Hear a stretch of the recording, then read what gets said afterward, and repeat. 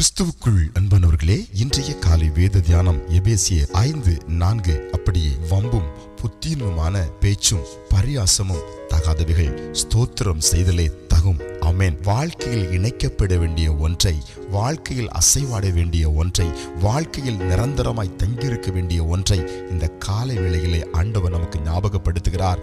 அது ஸ்தோத்திரம் செய்தல். அல்லேலூயா. மேலே சொல்லப்படுகிறது, வம்பான வாழ்க்கை தகாது. அது நம்முடைய வாழ்க்கையிலே பெரிய குழப்பத்தை உண்டாக்கிவிடும். புத்தீனமான வார்த்தை, புத்தீனமான பேச்சு, புத்தீனமான சம்பாஷணை தகாது.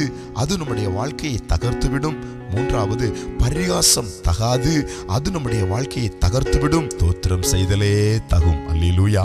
நீங்கள் இந்த நாளிலே அதிகமாய் ஆண்டவரை ஸ்தோத்திரம் பண்ணி கொண்டிருங்கள். ஸ்தோத்திரம் சொல்ல சொல்ல சொல்ல வீட்டுக்குள் உலாவுகிற வம்பு வெளியே ஓடும், புத்தியின பேச்சு வெளியே ஓடும், எல்லா விதமான பரிகாசத்தின் ஆவி வெளியே ஓடும். கர்த்தருடைய கிருபை உங்களை மூடும். ஆமென்.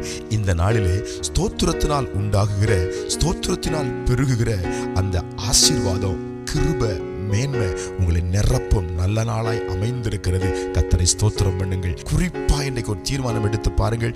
என் நேரமும் நான் வம்பான காரியத்தை, புத்தீனமான காரியத்தை, பரிகாசமான காரியத்தை நினைவில் வைக்காதபடி தூக்கி எறிந்துவிட்டு எப்போதும் என்னை சிருஷ்டித்தவரை துதித்துக் கொண்டே இருப்பேன், ஸ்தோத்திரித்துக் கொண்டிருப்பேன் என்று சொல்லி பாருங்கள். கிருபை நாளாய் இந்த நாளை உங்களுக்கு ஆசீர்வாதமாய் ஆண்டவர் தருவார். ஆமென். ஜெபிக்கலாம். பரலோக பிதாவே, எல்லா வம்பின் ஆவிகளும், எல்லா புத்தீனமான பேச்சுகளும், எல்லா விதமான பரிகாசத்தின் ஆவிகளும் எங்களை விட்டு மாறி ஸ்தோத்திரம் செய்வதற்கு எங்களை தேவன் படிப்பிப்பதற்காய் ஸ்தோத்திரம். இயேசுவின் நாமத்தில் ஆமென்.